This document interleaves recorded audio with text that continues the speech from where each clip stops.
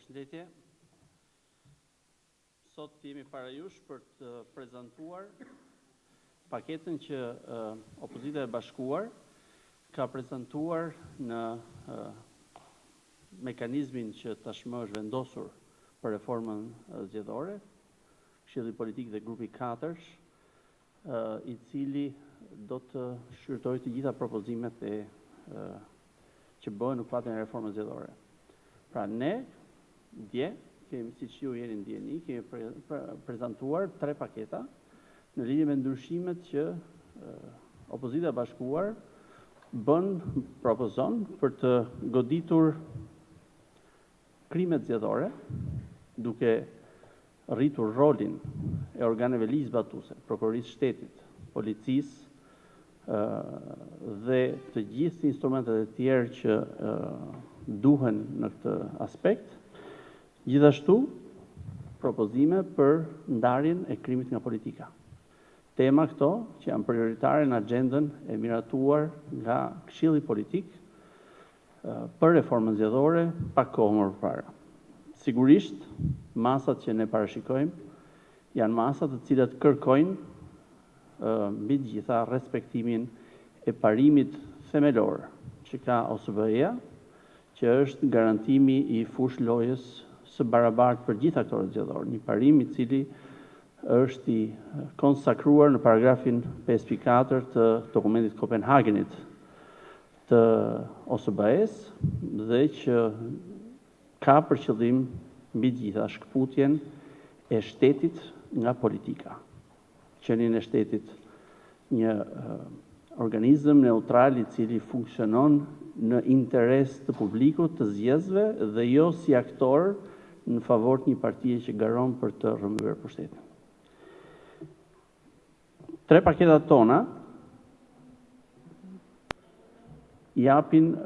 prekin disa aspekte. Më pas do t'i shpjegojmë në detaj, por që çështjet kryesore janë një rol i ri, aktiv i prokurorisë dhe i policisë shtetit në parandalimin e krimit zgjedhor, në goditjen e tij para ditës së votimit, një rritje e instrumentave, fuqizimi i instrumentave që do të kenë dorë pikërisht organet ligjzbatuese, me një kornizë kontrolli të fortë, në mënyrë që jo vetëm të luajnë rolin e tyre, por mos të abuzohen nga qeveria, por gjithashtu duke dhënë një rol të rëndësishëm instrumentave të tjerë në dorën e zgjedhësve për të qenë ata aktor kryesor në denoncimin dhe goditjen e krimit zgjedhor.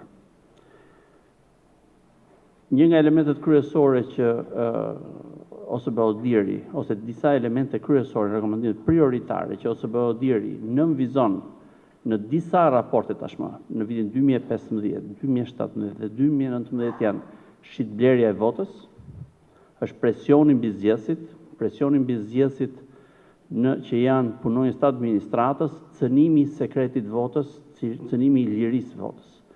Propozimet tona përpiqen që të rregullojnë pikërisht, të godasin pikërisht këto fenomene, qoftë duke i parandaluar, qoftë duke i ndjekur penalisht, në mënyrë që të rritet besimi jo vetëm tek procesi, por dhe legitimiteti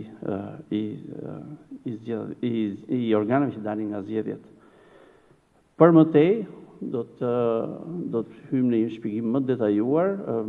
Zoti Kaso do të shpjegojë disa elemente në lidhje me instrumentat që do kenë në dorë zgjedhësit dhe rritja, forcimi i luftës kundër shitblerjes votës, dhe mëtej zoti Alibej do të shpjegojë mekanizmin kompleks të institucioneve siç janë ata të përfshira në këtë propozim që bëjmë ne. Faleminderit zoti Bylykbashi.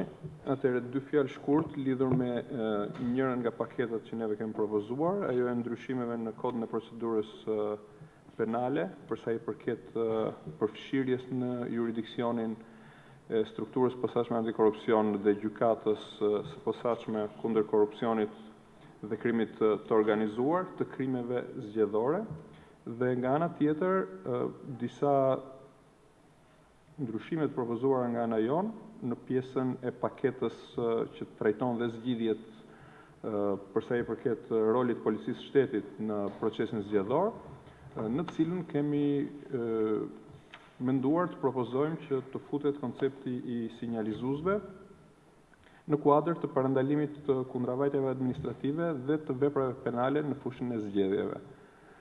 Ashtu që kemi bërë me dije prej kohësh kur kemi ilustruar platformën tonë për çlirimin e zgjedhjeve nga krimi, njëra nga propozimet tona serioze për sa I përket çështjes adresimit të problematikës së madhe të vlerës së votës ka qenë ajo e propozimit tonë të hershëm për atë përfshirjen e krimeve zgjedhore në jurisdiksionin e strukturës posaçme antikorrupsion dhe të gjykatës posaçme, duke konsideruar këto institucione të reja dhe të rëndësishme të reformës në drejtësi si institucionet e vetme, të cilat do të kenë jo vetëm vullnetin e nevojshëm për të ndjekur me seriozitet çështjen e krimeve zgjedhore, por do të kenë edhe aftësitë profesionale nga njëra anë, do të kenë suportin financiar dhe logjistik, por mbi të gjitha do të kenë pavarësinë e nevojshme nga politika për t'i ndjekur deri në fund këto krime zgjedhore që shpeshherë përfshin edhe individ të ekspozuar politikisht madje në nivelet më të larta të politikës.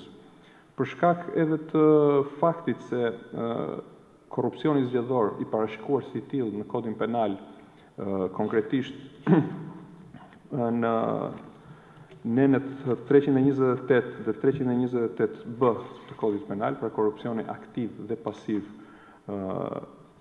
zgjedhor, është përfshirë si I tillë në ndryshimet e kodit penal në muajin maj të vitit 2017, ndërkohë që dispozita konkrete në kodin e procedurës penale, e cila parashikon kompetencën e gjykatës së posaçme kundër korrupsionit dhe krimit të organizuar dhe rrjedhimisht edhe të spakut, është modifikuar për herën e fundit në muajin mars të vitit 2017, pra duke lënë jashtë saj në mënyrë të qartë jashtë fokusit të veprimtarisë së këtyre dy strukturave të rëndësishme, krimin zgjedhor, pra korrupsionin aktiv dhe pasiv, kemi menduar që një ndërhyrje e rëndësishme, duke shkuar në linjë me propozimet tona, do të jetë ajo e amendimit, pra e paraqitjes së një projekt ligji për të amenduar kodin e procedurës penale dhe duke përfshirë në nenin 75A të tij, pra ku flitet për jurisdiksionin e këtyre strukturave dhe veprat penale të parashikuara nga nenet 328 dhe 328B të kodit penal, korrupsion aktiv dhe pasiv në zgjedhje,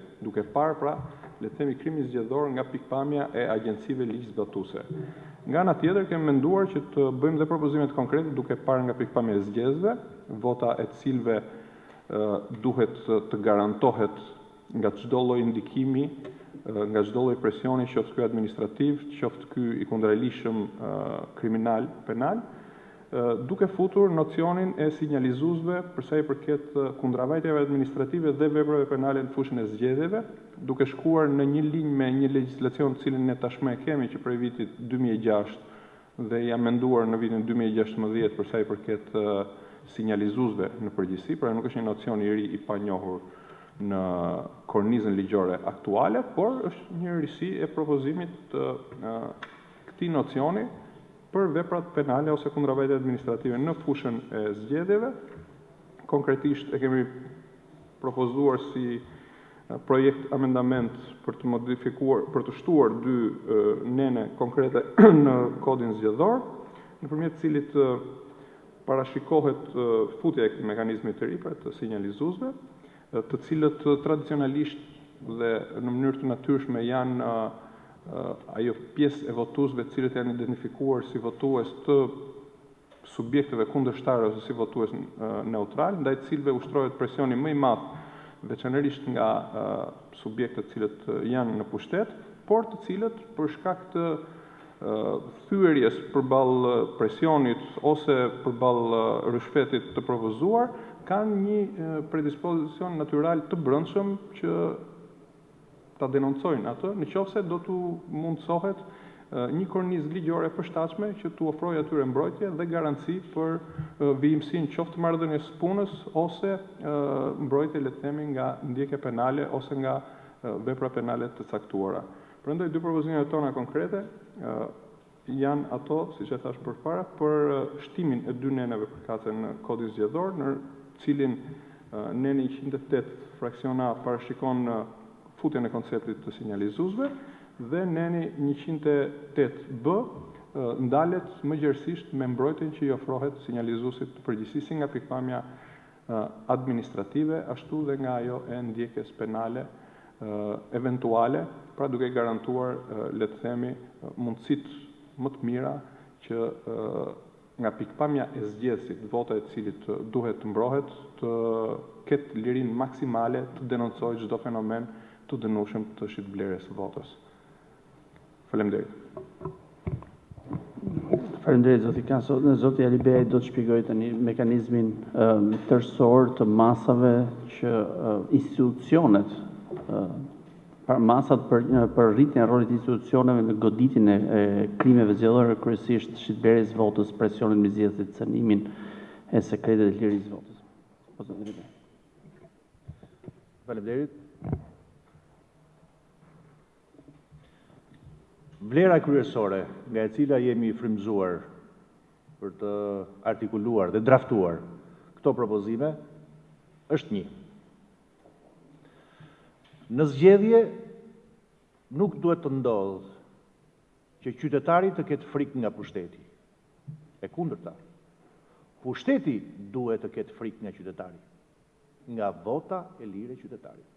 Kjo është sentenca nga e cila jemi frymëzuar, qoftë për atë çfarë zoti Kaso shpjegoi dhe për pjesën tjetër që do të shpjegoj pak më pas. E zbërthyer janë 4 direktiva kryesore në cilat jemi bazuar për të draftuar dispozitat ligjore. E para, mbrojtësi më i madh i votës është ai që zotron, qytetari.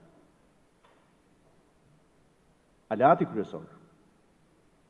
Së dyti, duhen dhënë qytetarit mjete, instrumenta në dorë për ta mbrojtur votën. Siç zoti Kaso e shpjegoi, që është vetëm njëra pjesë, por që nuk mjafton. Së treti, agjencitë ligjzbatuese do duhet të mbrojnë votën duke zbatuar ligjin. Polici nuk duhet heq kapelen për të bërë vota për pushtetin. Polici duhet të mbajë në kokë kapelen dhe në dorë ligjin. Dhe së katërti, shkelja e detyrimeve ligjore për institucioneve shtetërore do duhet çojë në pavlefshmëri të zgjedhjeve. E kështu mbyllet qarku. Si e kemi strukturuar të gjitha këto vlera? E para, shtrirja e kontrollit në territor. Duke filluar së pari brenda qendrës votimit. Propozimi ynë është në qendrat e votimit të vendosen mjetet të teknologjisë, kamera, të cilat do duhet të vëzhgojnë gjithçka çfarë ndodh në territorin e shenjtë ku konkretizohet vullneti i qytetarit. Sistemi i kamerave në gjithë qendrat e votimit, të lidhura në qendër dhe të vëzhguara gjatë gjithë kohës nga institucionet ligjzbatuese. Së dyti, territori jashtë qendrës së votimit, i cili sot, pra në proceset elektorale që janë zhvilluar, është territori dominuar nga bandat, nga krimi dhe nga drejtues të administratës, të cilët rreshtojnë administratën për të votuar sipas frymëzimit të pushtetit. Duhet jetë territor i cili të pastrohet nga banda, të pastrohet nga krimi dhe të jetë territori ku qytetari shkon i lirë për të votuar. E për këtë arsye propozimi ynë është për të rithirur edhe një herë organet e policisë, të cilat në mënyrë distante, të stacionuar aty, të krijojnë pikërisht këtë hapësirë lirie për të votuar jashtë krimit dhe jashtë shantazhit shtetëror. Dhe streti, edhe pjesa tjetër e territorit. Krimi zgjedhor finalizohet në qendrën e votimit, finalizohet në territorin e jashtë qendrës së votimit, por fillon jashtë qendrave të votimit. Fillon në banesat e qytetarëve, të ngratë, në qendrat e punës, ku shantazhohen nga drejtuesit e administratës në frymëzimin politik të pushtetit. Shtrirja në kohë e kontrollit. Nuk mjafton që kontrolli të ndodhë vetëm ditën e zgjedhjeve. krimi zgjedhor është ai i cili fillon shumë kohë më parë, shumë muaj më parë. E për këtë arsye kemi propozuar jo vetëm ngritjen e strukturave të policisë dhe të prokurorisë, që në momentet kur caktohet data e zgjedhjeve, madje saktësisht 2 javë mbas caktimit të datës së zgjedhjeve, prokurori i përgjithshëm, drejtuesi i prokurorisë së posaçme, spakut, do duhet të marrin masat për të ngritur task forcat të posaçme, njësi hetimore të posaçme të shtrira në territor, të cilat do të monitorojnë dhe do të reagojnë në kohë reale ndaj krimit zgjedhor, të ndodhur shumë kohë më parë. Nuk mjafton kjo. Dokumentimi i veprimtarisë së policisë. Propozojmë ngritjen e një regjistri kombëtar me qendër të drejtorinë e përgjithshme të policisë, i cili do të dokumentoj të gjitha njoftimet, referimet, kallëzimet e bëra si nga qytetarët në bazë të mekanizmit të sinjalizuesve, ashtu edhe nga stafet e subjekteve zgjedhor dhe nga vetë subjektet zgjedhor. Elementi i dokumentimit është elementi kyç i kontrollit të veprimtarisë ligjore të organeve të policisë edhe të prokurorisë. Dhe jo vetëm kaq, por do të ketë edhe një regjistër i cili do të dokumentoj se në çmas policia, si në qendër, edhe në bazë, ka vepruar në bazë të gjitha sinjalizimeve, kallëzimeve, referimeve për kryerjen e krimit zgjedhor në terren. Dokument, regjistër, i cili jo vetëm do të shërbej për të kontrolluar korrektësinë ligjore të agjësive ligjzbatuese, polici, prokurori, por që do të jetë një regjistër i cili do të aksesohet edhe prej Komisionit Qendror Zgjedhjeve, apo se si do ta ketë emrin organi që do të administrojë zgjedhjet, në funksion edhe të provueshmërisë dhe vlefshmërisë ose jo të zgjedhjeve. E nuk mjafton vetëm kjo. Përveç dokumentimit, përveç referimit, përveç vendosjes policisë dhe prokurorisë në gjendje për të vepruar, do duhet që efektivisht policia dhe prokuroria gjatë gjithë periudhës zgjedhjeve, edhe ditën e zgjedhjeve të reagojnë në kohë reale për parandalimin dhe për ndëshkimin e krimit zgjedhor.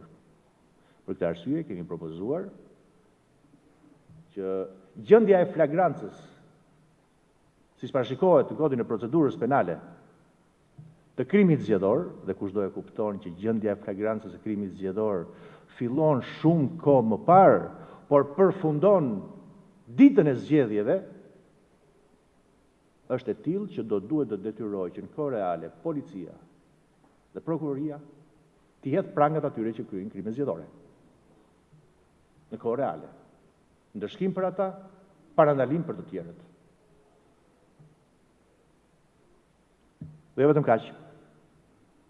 Kemi propozuar edhe zgjerim të konceptit të dekriminalizimit. Sillin ndërmend çunat problematik. Propozimi ynë është që dekriminalizimi të shtrihet, jo vetëm në administratën zgjedhore, por përtej kësaj, edhe pjesë të stafit të fushatës së subjekteve. Keni parasysh çunat problematik të cilët i ngjiten si këpush, banda dhe krimi i gjinden si këpush subjekteve zgjedhore në fushatë zgjedhore. Do të jenë të detyruar subjektet zgjedhor të deklarojnë cilët janë pjesëtar dhe antar të stafeve zgjedhor, të ditur këto edhe për policinë, në mënyrë që veprimtaria e tyre të monitorohet. E jo vetëm kaq, por policia, prokuroria, policia gjyqësore do të jetë ngarkuar që në momentin kur caktohet, që në momentet e para të caktimit të datës zgjedhore, të datës së zgjedhjeve, të kryejnë veprimtari të natyrës parandaluese. Analiza risku. Cilët janë familjet e varfra, të cilët janë targeti, fokusi, gjahu i shitblerjes votës. Cilët janë lëvizjet monetare, të mos ndodhë që në fushat zgjedhore çmimi i euros të bjerë, siç ka ndodhur më përpara. Dhe sa herë që të ketë sinjalet më të imta e më të brishta për fillimin e veprimtarisë kriminale, të filloj që në atë moment parandalimin dhe ndëshkimin e tyre. E gjitha kjo, të thash, do të shërbej si bazë dokumentare për pavlefshmërinë e zgjedhjeve. Kjo për sa i përket organeve të policisë. Një ristrukturim, një zile alarmi e cila do të përshkoj fushatën zgjedhore që nga momentet fillestare dhe deri në ditën e zgjedhjeve, ndoshta edhe pas përfundimit të saj. Nuk mjafton për të ristrukturuar mobilizimin e policisë. Krimi zgjedhor do duhet parandalohet, krimi zgjedhor do duhet të dokumentohet, por mbi të gjitha krimi zgjedhor do duhet të ndëshkohet.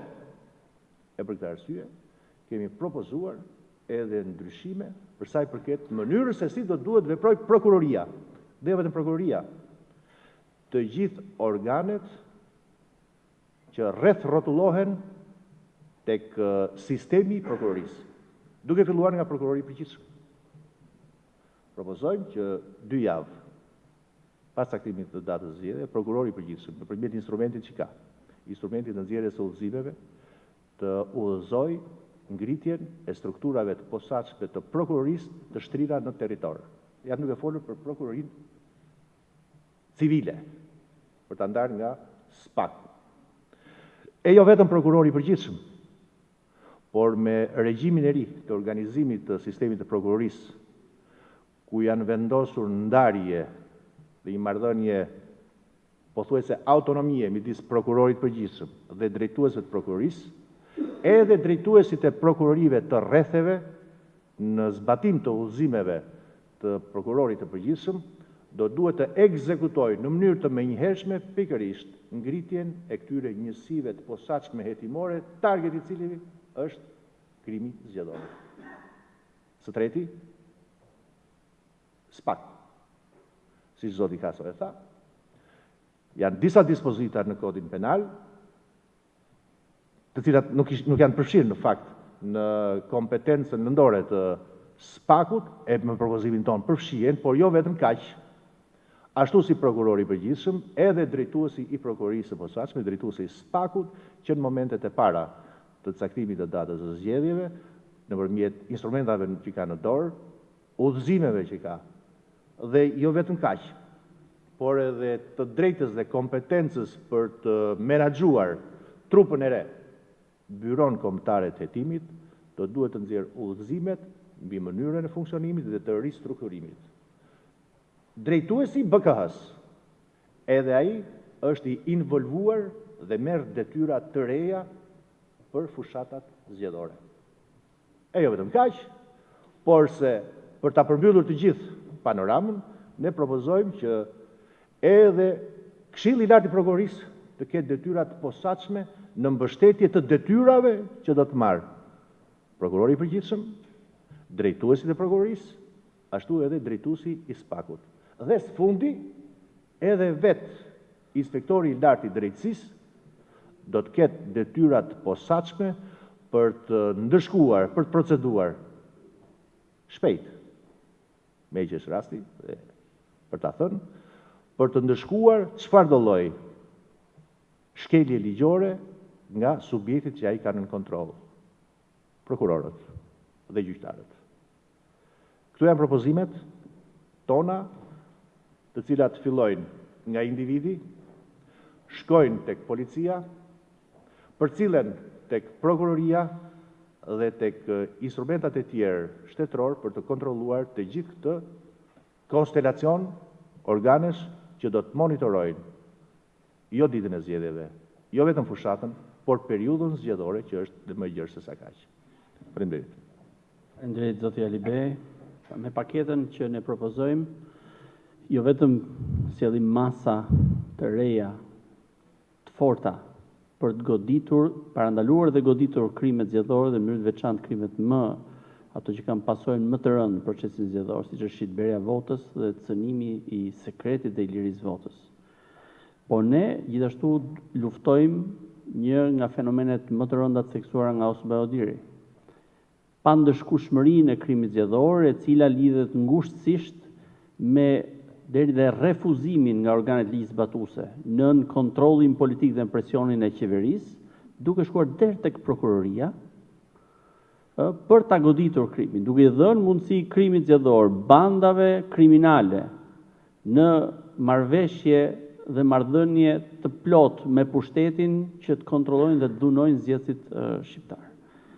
Pra, sot, me këtë propozim, me këtë paketë që është shumë e fortë, dhe ne jemi të bindur që me argumentat tona të forta principial do të jetë vështirë që të refuzohen në procesin e reformës zgjedhore, besojmë që japim jo vetëm përgjigje pra 2 pikave të para në prioritet në agendën e komisionit, parandalimin dhe goditjen e krimeve zgjedhore dhe ndarjen e politikës nga krimi duke forcuar edhe masat e dekriminalizimit, por ne do të rrisim efikasitetin dhe fokusin e organeve ligjzbatuese në mbrojtje të zgjedhjeve. Siç e dini, Oerd tha që më 30 qershor procesi fars i votimit nuk ishte në interesin e zgjedhësve.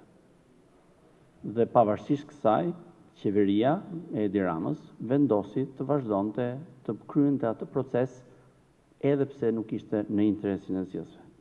Por nga ana tjetër, sigurisht ne nuk do ndalojmë këtu, do të ketë dhe masat tjera, ju e dini shumë mirë që nga çështjet kryesore që kemi ne është dhe teknologjia votim, identifikimi, votimi dhe numërimi elektronik, pra janë propozime të tjera që do të komplementojnë çfarë propozojmë ne me këtë paketë, përpjekjet për të garantuar procesin zgjedhor dhe diçka e fundit, duke forcuar goditjen e shitblerjes votës, rekomandimin prioritar kryesor të vitit 2017, që ishte kulmimi i kriminalizimit procesit zgjedhor pas 2 vitesh kanabizimi total të Shqipërisë, dhe duke kaluar këtë spakut, siç kemi propozuar në platformën e majit të vitit 2016, kur spaku ishte ende projekt në Kushtetutën e Shqipërisë, ende i pamiratuar,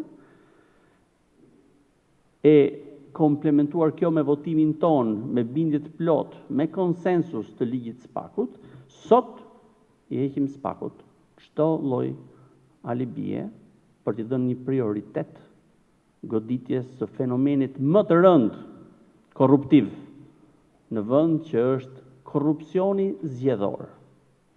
Spaku mos të përmbytet me atë që i ka lënë kjo reformë në drejtësi me 50.000 lekshat e policëve apo mjekve, por të merret me çështjet thelbësore që gryejnë besimin e publikut dhe shkatrojnë politikën në Shqipëri.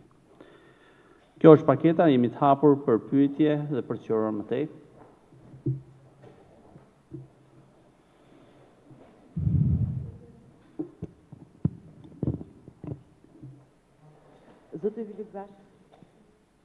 Zoti Bylykbashi, ju kërkoni një qeveri tranzitore si garanci për zgjedhjet lira dhe të ndershme. Partia Demokratike do të bëjë propozime konkrete për antar të kësaj qeverie dhe në draftin tuaj, nga kush do të vi propozimi për postin e ministrit brendshëm?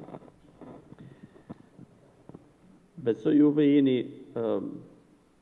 familjar me metodologjinë e reformës zgjedhore që u miratua nga Komitetit Politik, i cili parashikonte në mënyrë konkrete nevojën që për të qenë propozimet efikase, duhet të garantohet ndarja e shtetit nga politika, shtetit nga partitë politike.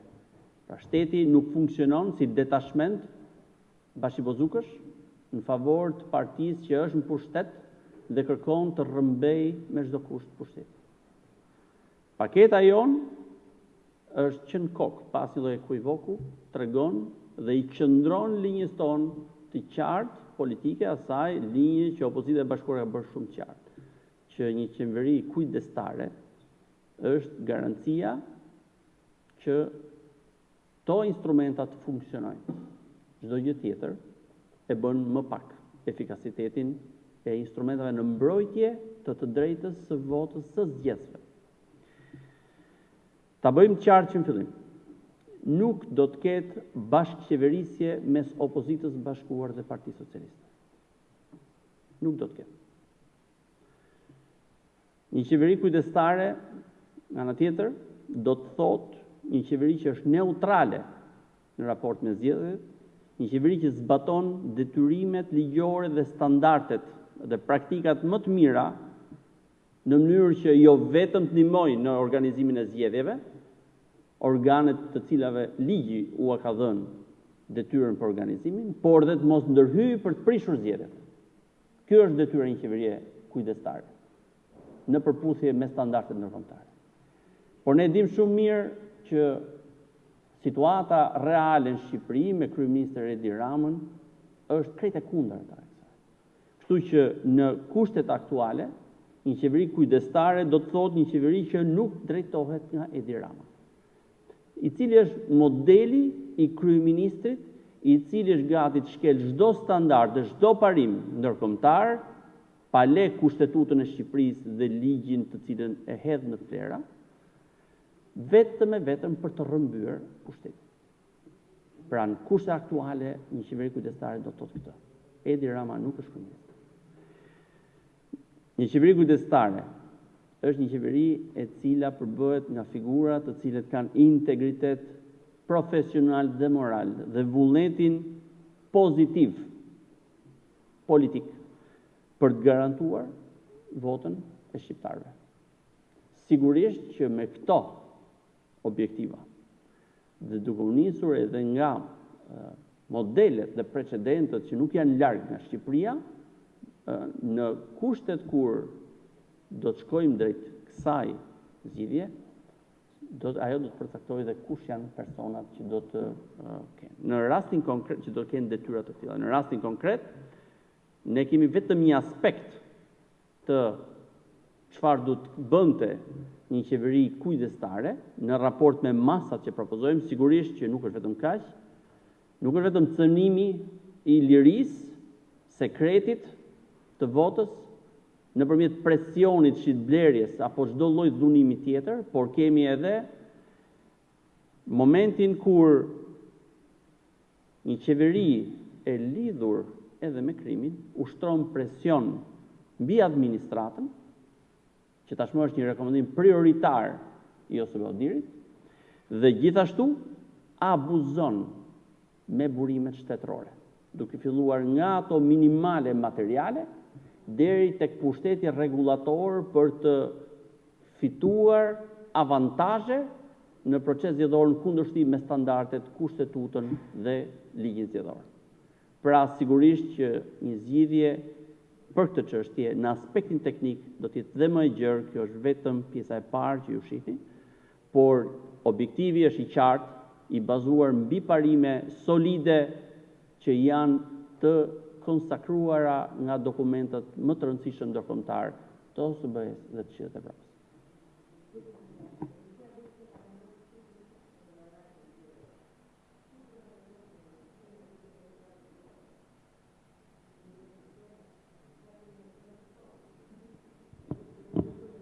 Gjëja kryesore është që një ministër i brendshëm duhet të jetë krejt jashtë konfliktit të interesit për të rrëmbyer pushtetin.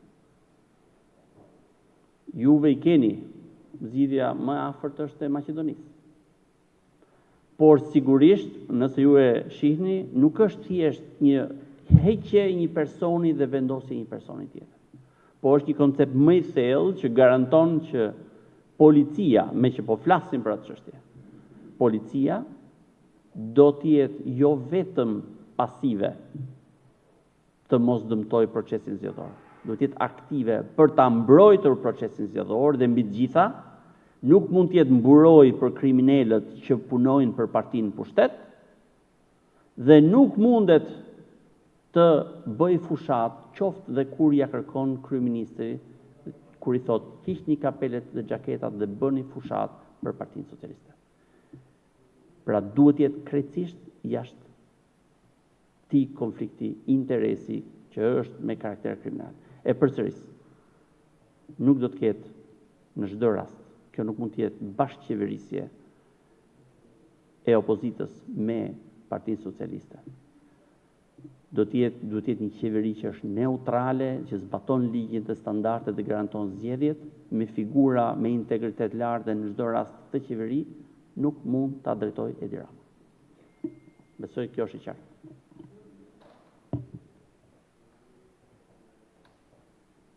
Pro televizioni Klan. Zoti Bylykbashi, po çfarë ju bën ju të besoni se do të arrini këtë kërkesë, këtë kusht pa negociueshëm që ka Partia Demokratike dhe opozita, pasi dje përfaqësuesi i mazhorancës, zoti Gjiknuri, ju ambylli derën. Tha, këto janë kërkesa politike që te kalojnë këtë grup pune, këtë komision, dhe s'mund të ketë qeveri teknike, tranzitore, kalimtare, kujdestare, quajeni si doni. Pyetja e parë.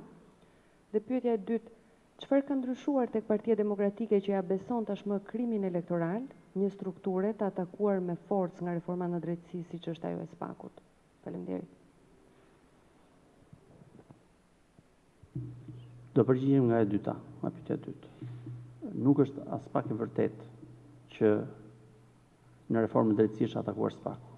Madje ishte jo vetëm mekanizmi që i mungonte realisht sistemi drejtësisë, pra një mekanizëm që do godiste korrupsionin brenda gjyqësorit dhe jashtë tij.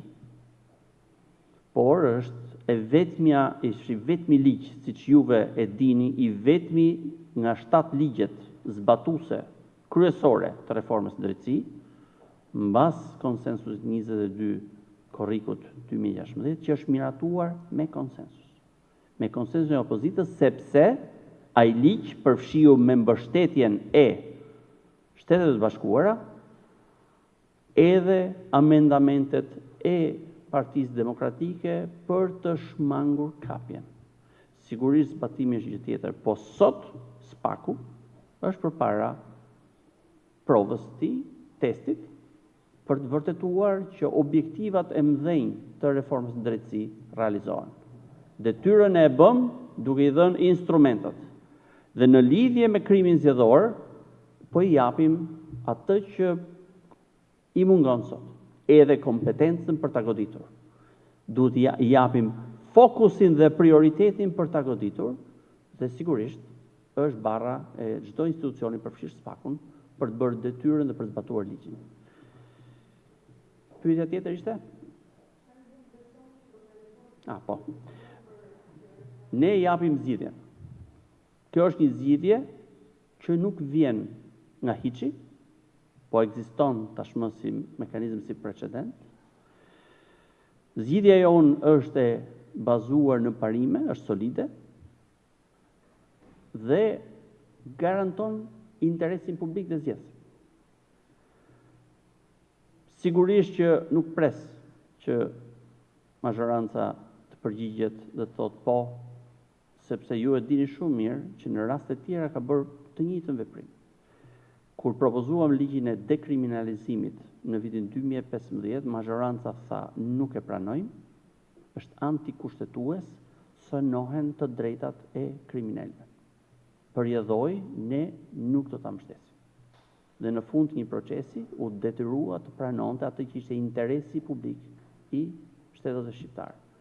Me të njëjtën qartësi dhe thjeshtësi, ne bëjmë dhe këtë propozim. Por,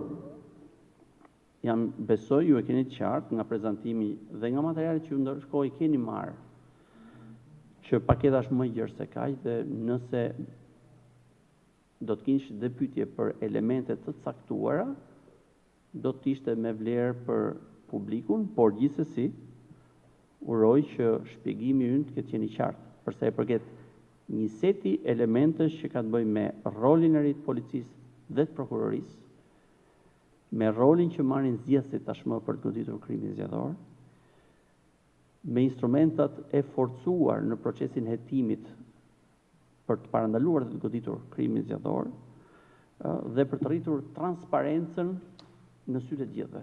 Nuk mundet sot prokuroria dhe policia tashmë me këto propozime të fshihen dhe thotë që ne nuk dinim që kishte shkelje dhe denoncime, dhe mbasi të kalojnë 3 muaj të jetë harruar gjithçka dhe çdo gjë fillon nga fillimi me zgjedhjet e radhës. Hiqet çdo lloj alibie, kjo paketë e vendos instrumentat e domosdoshëm për të goditur krimin zgjedhor. Do doja të pyesja, mund të jetë një përgjigje nga gjithsecili prej jush. Çfarë bën Partinë Demokratike të besojë që qytetarët do të jenë të inkurajuar të denoncojnë krime zgjedhore ose sinjalizuesit, siç e keni përcaktuar ju në propozimin tuaj, kur një model i ngjashëm si ai bilbilfryrzve në administratën publike, e cila u trumpetua si një nismë pozitive për denoncuar korrupsionin, nuk ka dhënë rezultate. Së pari ne kemi raste në të shkuara në afërt ku zgjedhës shqiptar kanë denoncuar, dhe këto janë dhe publike, kanë denoncuar tentativat e shitblerjes. Por duke qenë se nga një anë mund të dënohet, duhet të dënohet dhe ai që e shet votën, ka shumë qytetarë shqiptar të cilët e refuzojnë me neveri, por për të mos patur frikë se ajo që ndodhi mund t'i ndëshkojë, ne u japim atyre imunitetin nga ndjekja penale, duke u bërë bashkëpunëtor të drejtësisë në këtë rast, dhe duke denoncuar ato raste, do t'i japim mundësinë organeve ligjzbatuese të vendosin përpara hekurave personat që e kryejnë këtë. Sigurisht nuk është vetëm kaq. Sot, siç e tha dhe zoti Alibeaj, oborret dhe korridoret e shkollave ku janë qendrat e votimit janë mbretëria ku qeverisin bandat dhe militantët e administratës. Dhe zgjedhësit kalojnë përmes tyre të filtruar nën presion psikologjik që i cënon lirinë e tyre për të votuar dhe më pas brenda qendrës votimit deri dhe sekretin e votës. Ju i keni parasysh transkriptet dhe regjistrimet e bëra publike nga Zëri i Amerikës, ku i kërkohen parat mbrapsht zgjedhësve për mosvotim sipas premtimit. Ne, me këto instrumenta, bëjmë maksimumin për të goditur këtë fenomen. Euronews Albania. Një pyetje për zotin Bylykbashi, çfarë qëndrimi ka ndryshuar ke Partia Demokratike për sa i përket inspektorit lartë drejtësisë? Pak ditë më parë ju e cilësuat emërimin e zotit Metani si antikushtetues, ndërsa tani kërkoni të jepni direktiva të tjera shtesë për hetimin e prokurorëve si gjyqtarëve që nuk zbatojnë amendamentet tuaja për hetimin e krimeve zgjedhore. Inspektori i lartë i drejtësisë është një institucionet më të rëndësishme të sistemit të drejtësisë.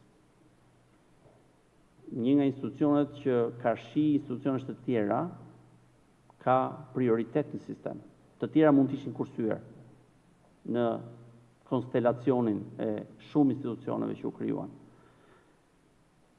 Dhe është një institucion kushtetues që duke qenë kaq i rëndësishëm nuk duhet të jetë i kapur politikisht, por do të jetë aty sot dhe mot. Dhe me këtë instrument që ne vëmë, sigurisht heqim çdo lloj alibie, por jo vetëm për të raportuar, po duhet të ndërmarr masa që kur identifikohen shkelje nga subjektet e hetimit nga ky inspektor, këta duhet të shkojnë përpara. Nëse kjo nuk përpara, po themi, të japin llogari. Nëse kjo nuk ndodh, sigurisht tash më pas është i qartë kush është përgjegjës dhe arsyeja, kryesisht ajo që ne akuzojmë gjithmonë, është kapja politike për mos funksionimin e institucionit.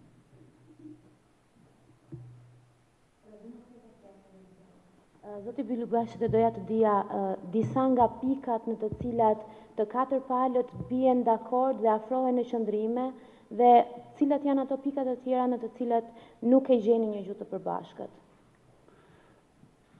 Ka një seri çështjes të cilat janë ende për të diskutuar, qoftë nivelin politik të 4 përfaqësuesve politik dhe më pas edhe në Këshillin e Ne po eksplorojmë të gjithë gamën e çështjeve për të parë ku janë kompromiset dhe konsensuset në përputhje me standardin. Kemi edhe ose Beodirin tashmë rezident për gjatë këtij muaji në Shqipëri, për të arritur konsensusin në lidhje me çështjet, me sa më shumë çështje që shkojnë përpara me një zgjidhje.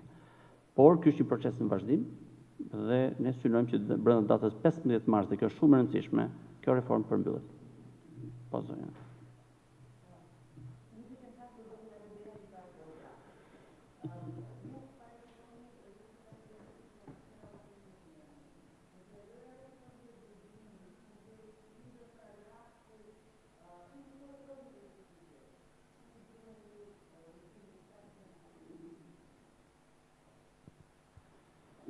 Konstatimi juaj është i vërtet. Jo, ne nuk i druhemi. Po ta vini re, i kemi dhënë besim policisë. E anatemuar nga ne. I kemi dhënë besim prokurorit përgjithshëm. Kemi dhënë besim spakut, dhe drejtuesit spakut, të anatemuar nga ne. I kemi dhënë besim KLP-s, e anatemuar shumë fort nga ne. Kemi dhënë besim dhe inspektorit lartë drejtësisë, i anatemuar dhe i qëndrojmë gjithçka çfarë kemi anatemuar deri tani. Ajo çfarë kemi sjell me gjitha propozimet, duke filluar nga rithirrja e policisë për të bërë detyrën, prokurorit përgjithshëm, për të bërë detyrën, drejtuesit spakut për të bërë detyrën, inspektorit lartë për të bërë detyrën, këshillit lartë prokurorisë për të bërë detyrën, është e thjeshtë. I kemi vendosur përballë ligjit. Përballja atyre është me ligjin.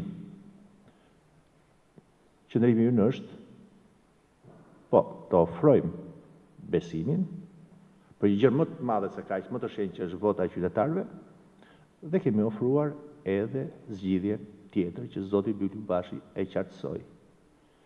Heqjen e motivit që të gjithë këta figura apo institucione të shtyjnë për të shkelur ligjin, që është motivi politik. Besojmë ne që me një qeveri tranzitore, kushdo me qenë, përballë ligjit do të detyrohet të zbatojë vetëm ligjin. Nëse nuk zbaton ligjin, që nga polici më i thjeshtë, deri tek drejtori i policisë, prokurori i përgjithshëm, drejtuesi i prokurorisë SPAK, KLP-ja, inspektori i lartë i drejtësisë, e me radhë, llogaria e tyre është përballë ligjit një dhe s'do të ketë kush t'i mbrojë. Kjo është skema, së cilin kemi ofruar ne. Të testojmë sistemin.